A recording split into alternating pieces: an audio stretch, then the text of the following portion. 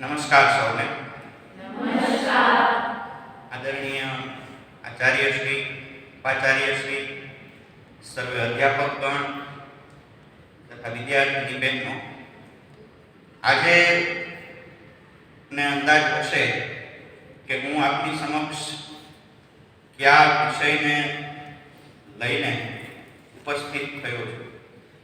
ભારતીય જ્ઞાન પરંપરા, ભારતીય તત્વજ્ઞાન, એની આજના વિશ્વની અંદર આધુનિક સમયમાં કંઈક અલગ છાપ ઉભરી આવી છે. જેનો જે થોડો સમયગાળો હતો, તો એ સમયગાળા દરમિયાન ભારતીય તત્વજ્ઞાન અને ભારતીય પરંપરાની જે આપણને એવું થાય કે દુઃખ થાય એવી છાપ આ વિશ્વની અંદર હતી.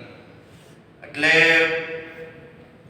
ગવર્મેન્ટ દ્વારા ન્યૂ એજ્યુકેશન પોલિસી અંતર્ગત જૂન 2023માં આપણને ગર્વ થાય, આપણી જે પરંપરા છે, આપણું જે તત્વજ્ઞાન છે, આપણો જે આધ્યાત્મિકતાનો પાયો છે, એને અંતર્ગત 2023 જૂનથી આઈકેએસ આ સબ્જેક્ટ છે એ એપ્લાય કરવામાં આવ્યો. કોઈ મને કહેશે કે આઈકેએસ નું ફૂલ ફોર્મ શું થાય?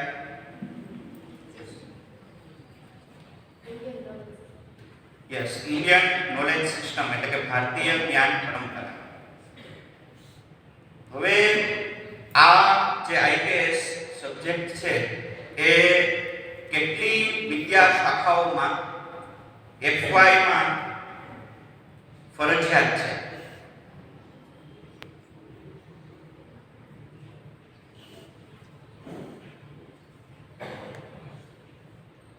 અચ્છા, આપની કોલેજમાં એ કઈ કઈ વિદ્યા શાખાઓમાં આઈકેએસ છે?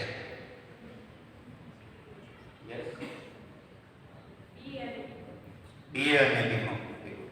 એટલે જે મુખ્ય ત્રણ વિદ્યા શાખાઓ છે, આર્ટ્સ, કોમર્સ અને સાયન્સ, તો આ ત્રણેય વિદ્યા શાખાઓમાં ફર્સ્ટ યરમાં આઈકેએસ વિષય છે એ સરકાર દ્વારા કમ્પલસરી કરવામાં આવે છે. અને આ જે કોર્સ છે આઈકેએસ, તો એ કોર્સ ટાઈપ એટલે કે કોર્સનો પ્રકાર કયો છે એ કોઈ જણાવશે? જેવી રીતના આપણે કોર હોય, ઇલેક્ટિવ હોય, એમડીસી છે, બીએસસી છે, તો આ બધામાંથી આ કોર્સનો પ્રકાર કયો છે? Yes, BSc. સરસ. બીએસસી નું ફૂલ ફોર્મ કોઈ કહેશે? Yes, value added course. સરસ, વેરી ગુડ. હવે આઈકેએસ જે છે વેલ્યુ એડેડ કોર્સ, એટલે એના જે હેતુઓ છે એ પણ એને રિલેટેડ છે. એ અભ્યાસક્રમનું જે પરિણામ છે એ પણ એને સંલગ્ન જ છે. એના હેતુઓ કંઈક આવા છે કે ભારતીય સંસ્કૃતિ, ભારતીય તત્વજ્ઞાન અને આધ્યાત્મિકતાનો જે ભારતીયતાનો મજબૂત પાયો છે એને સમજવામાં વિદ્યાર્થીઓ છે એ સક્ષમ બનશે. વિદ્યાર્થીઓની રાષ્ટ્રવાદ પ્રત્યેની જે ભાવના છે, અથવા તો વિદ્યાર્થીઓ રાષ્ટ્રવાદ પ્રત્યે સભાન બનશે. વિદ્યાર્થીઓની રાષ્ટ્રીય ચેતના અને રાષ્ટ્રીય વિકાસમાં ભારતીય જ્ઞાન પ્રણાલીની શું ભૂમિકા છે એ સમજવામાં વિદ્યાર્થીઓને ઘણું મદદરૂપ થવાશે. અને ભારતીય જ્ઞાન પ્રણાલીનું મહત્વ શું છે અને એની જરૂરિયાત શું છે એ આ કોર્સ દ્વારા વિદ્યાર્થીઓ સમજી શકશે.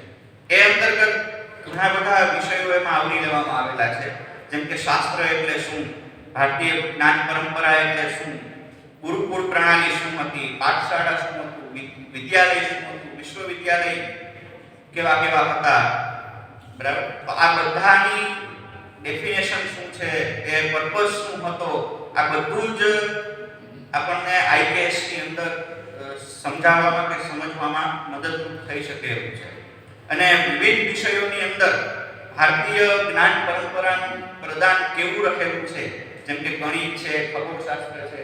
ગણિત છે તો ગણિતની અંદર નંબર સિસ્ટમમાં, ભૂમિતિમાં, ત્રિકોણમિતિમાં, અંકગણિતમાં, બીજગણિતમાં, આ બધા જ વિષયોમાં ભારતીય શાસ્ત્રજ્ઞોનું પ્રદાન કેવું છે તે આપણને સમજવામાં આ વિષય છે એ મદદરૂપ થાય. ખગોળશાસ્ત્રની અંદર પ્લેનેટરી સિસ્ટમ છે, પ્રકાશની ગતિ છે, ગ્રહણ છે. વિજ્ઞાનની અંદર રસાયણશાસ્ત્ર છે, વનસ્પતિ વિજ્ઞાન છે, તો આ બધું જ સમજવામાં આઈકેએસ છે એ આપણને મદદરૂપ થાય છે. આ અભ્યાસક્રમનું પરિણામ શું હોઈ શકે? તો કે વિવિધ ક્ષેત્રોની અંદર ભારતીય માણસનું જે યોગદાન છે એ સમજાશે. વર્તમાન સંદર્ભમાં ભારતીય પ્રાચીન જ્ઞાન પરંપરાને જોડી શકાશે. ભારતીય સંશોધકો, શોધકો, વિચારકો તેના વિશેની બહુ મોટા પ્રમાણમાં આપણને માહિતી મળશે. આપણી જે પરંપરા છે, જે પ્રથા છે, તેના પ્રત્યે વિદ્યાર્થીઓનું સકારાત્મક વલણ છે એ વધશે. હવે આ હેતુઓ અને પરિણામની વાત થઈ, તો એને રિલેટેડ આપણે આપણી કોલેજ એમાં કઈ ગતિથી કામ કરે છે અથવા તો આપણે કેટલા આ વિષયની અંદર પ્રેક્ટિકલ છીએ. આપણે આપણી કોલેજની અંદર જે આઈકેએસ અંતર્ગત જ સંસ્કૃત ભાષાનું મહત્વ પણ આવી જાય તો એને લઈને પણ આપણે ઘણા બધા એક્ટિવ છીએ અને સંસ્કૃત ભાષાને લઈને આપણે પણ ગૌરવાન્વિત થવાનો પ્રયત્ન કરતા હોઈએ છીએ. આપણી કોલેજની અંદર પણ સંસ્કૃત વ્યાકરણનો કોર્સ જે બીએની વિદ્યાર્થીઓ છે એ ભણે છે. દર સોમવારે અઠવાડિયામાં એક વખત સંસ્કૃત વ્યાકરણનો અભ્યાસ છે આપણી વિદ્યાર્થીનીઓ કરે છે. એમાં સંસ્કૃતના નાના શબ્દોથી લઈ નાના વાક્યોથી લઈ વિભક્તિ છે, પ્રત્યય છે, અલંકાર, છંદ, આ બધા જ વિષયોનો છે એ અભ્યાસ કરવાનો પ્રયત્ન કરીએ છીએ. અને હમણાં જ થોડાક સમય પહેલા જ એક નવો પ્રયોગ કેવો હોય તો પ્રયોગ કહી શકાય એવું કરેલું હતું. સંસ્કૃત વ્યાકરણના લેક્ચરની અંદર જ ટોટલ 69 વિદ્યાર્થીની બહેનોએ સંસ્કૃતમાં મોઢે નિબંધ લખેલો. એ લોકોએ પૂર્વ તૈયારી પણ કરેલી હતી પણ કોઈએ એવું નહોતું કર્યું કે 2 લાઈન લખીને છોડી દીધી. એટલે અડધા પેજથી તો વધારે બધાએ સંસ્કૃતમાં નિબંધ લખવાનો પ્રયત્ન છે એ કરેલો હતો. અને સંસ્કૃત ભાષા પ્રત્યેનું ગૌરવ વધે, આપણે પણ ગૌરવાન્વિત થઈએ તે અંતર્ગત આપણી કોલેજમાં છેલ્લા 2 વર્ષથી દર વર્ષે સંસ્કૃત સપ્તાહની ઉજવણી પણ આપણે કરીએ છીએ. જે અંતર્ગત ઘણી વૈવિધ્યસભર સ્પર્ધાઓ પણ આપણે એમાં રાખેલી હતી, જેમ કે art and craft in ancient way, પછી રામાયણ, મહાભારત અને શ્રીમદ ભગવદ્ ગીતા આધારિત શ્લોક સ્પર્ધા હતી, વક્તૃત્વ સ્પર્ધા હતી, પ્રશ્નોત્તરી હતી. તો આવી વિવિધ સ્પર્ધાઓ રાખેલી હતી. તો આ સ્પર્ધાઓ અંતર્ગત સપ્તાહ દરમિયાન વિદ્યાર્થી બહેનોએ ખૂબ જ રસ દાખવેલો હતો અને આપણા બધા જ અધ્યાપકગણનો પણ ખૂબ જ સપોર્ટ હતો. અને આ સ્પર્ધાઓની અંદર ટોટલ 108 વિદ્યાર્થી બહેનોએ પાર્ટિસિપેટ કર્યું. એ સપ્તાહ દરમિયાન આપણે કોઈ એક ક્ષેત્રના કોઈ માહિર હોય, એક્સપર્ટ હોય તો એવા પ્રોફેસર ડોક્ટર શ્રી સ્નેહલભાઈ જોશીને પણ બોલાવેલા હતા. તો એમને પણ આઈકેએસ એટલે કે ભારતીય જ્ઞાન પરંપરાને શા માટે દાખલ કરવામાં આવી, એનું મહત્વ શું છે, એને અંતર્ગત એક્સપર્ટ લેક્ચર આપેલો હતો. અને ગયા વર્ષે આપણી કોલેજની અંદર જ 100 થી પણ વધારે વિદ્યાર્થીની બહેનોએ શ્રીમદ ભગવદ્ ગીતા લીધેલી હતી. અને એવું નહોતું કે એમને કોઈ ફોર્સ કરવામાં આવ્યો અથવા તો ધરાજીનું મહત્વ સમજાવવામાં આવ્યું એ પછી લીધી, પણ વિદ્યાર્થીની બહેનોએ સામેથી જ એમાં રસ દાખવેલો હતો. અને સમયે સમયે હું પણ એનું અપડેટ લેતો હોઉં છું કે તમે લીધું હતું, તમે કંઈ વાંચો છો, તમે એનો કંઈ ઉપયોગ કરો છો કે કેવું છે. સાથે આઈકેએસની સાથે સાથે થોડું ઘણી સાયકોલોજીની પણ વાત કરીશ. સાયકોલોજી આમ જોવા જઈએ તો ફાવે એટલે બધાને ગમતો વિષય, એટલે ગવર્મેન્ટ પણ યુનિવર્સિટી પણ એમાં ઘણા બધા પ્રકારના એવા વિષયો દાખલ કરે કે જે આપણને ભણવાની અને ભણાવવાની બંને મજા આવે. જેમ કે આ વખતે જે એફવાયમાં શિક્ષણ મનોવિજ્ઞાન છે, એસવાયની અંદર લગ્ન જીવનનું મનોવિજ્ઞાન છે, ભોગ અને ઉપચારનું મનોવિજ્ઞાન છે.